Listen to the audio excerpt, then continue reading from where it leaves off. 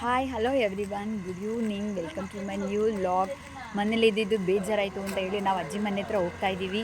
ನಾನು, ನವ್ಯ, ಅಮ್ಮ ಹಾಗೆ ನನ್ನ ಮಗಳು 4 ಜನ ಕೂಡ ಹೋಗ್ತಾ ಇದ್ದೀವಿ ಅಜ್ಜಿ ಮನೆ ಹತ್ರ.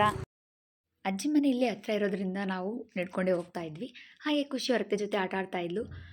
ಫೈನಲಿ ಅಜ್ಜಿ ಮನೆ ಬಂತು.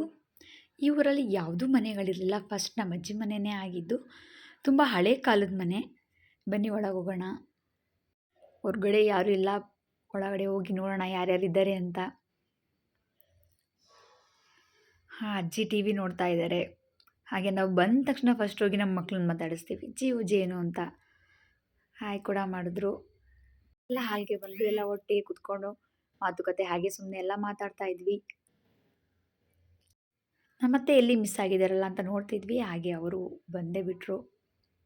ಜೇನು ಪಾಪುಗೆ ತುಂಬ ಹಿಂಸೆ ಕೊಡ್ತಾ ಇದ್ಲು, ಅವಳು ಅಳ್ತಾ ಇದ್ಲು. ಹಾಗೆ ನವ್ಯ ಜೀವನ್ಗೆ ಹೇಳ್ಕೊಡ್ತಾ ಇದ್ಲು. ಅಜ್ಜಿ ಮನೆ ಇಲ್ಲೇ ಹತ್ರ ಇರೋದ್ರಿಂದ ನಮ್ಮ ಮನೆ ಎಲ್ಲರೂ ಒಟ್ಟಿಗೆ ಸೇರ್ಕೊತೀವಿ. ಸಂಜೆ ಆಯಿತು ಅಂತ ಅಂದರೆ ನಾವು ಬರ್ತೀವಿ ಅಜ್ಜಿ ಮನೆಗೆ. ಹಾಗೆ ನಮ್ಮ ಮಾಮ, ಅವ್ರ ಮಗ ಎಲ್ಲರೂ ಬರ್ತಾರೆ. ಎಲ್ಲರೂ ಸಂಜೆ ಸೇರಿಕೊಂಡು ಚೆನ್ನಾಗಿ ಸ್ವಲ್ಪ ಮಾತುಕತೆ ಆಡ್ತಾಯಿವಿ.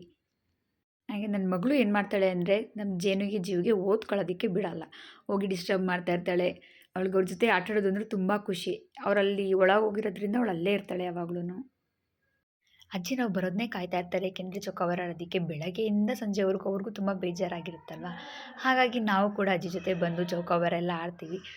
ಅಜ್ಜಿ ನನ್ನ ಜೊತೆ ಯಾವಾಗಲೂ ಗೆದ್ದಿಲ್ಲ, ಏಕೆಂದರೆ ಯಾವಾಗಲೂ ನಾನೇ ಗೆಲ್ತೀನಿ. ನನಗೆ ತುಂಬ ಬೀಳೋದ್ರಿಂದ ನಾನೇ ಗೆಲ್ತೀನಿ. ಹಾಗೆ ನಮ್ಮ ಮಾಮನೂ ಬಂದರು. ಹಾಗೆ ಬರ್ತಾ ದಾರಿಲಿ ಗೋಬಿ ಮಂಚೂರಿ ತಿನ್ಕೊಂಡು ಮನೆಗೆ ಬರ್ತೀವಿ. ಮನೆಗೆ ಬಂದು ಹಾಗೆ ಬಿಗ್ ಬಾಸ್ ನೋಡಿಕೊಂಡು ನಾನು ಇವತ್ತಿನ ವ್ಲಾಗ್ನ ಎಂಡ್ ಮಾಡ್ತೀನಿ. Thank you so much.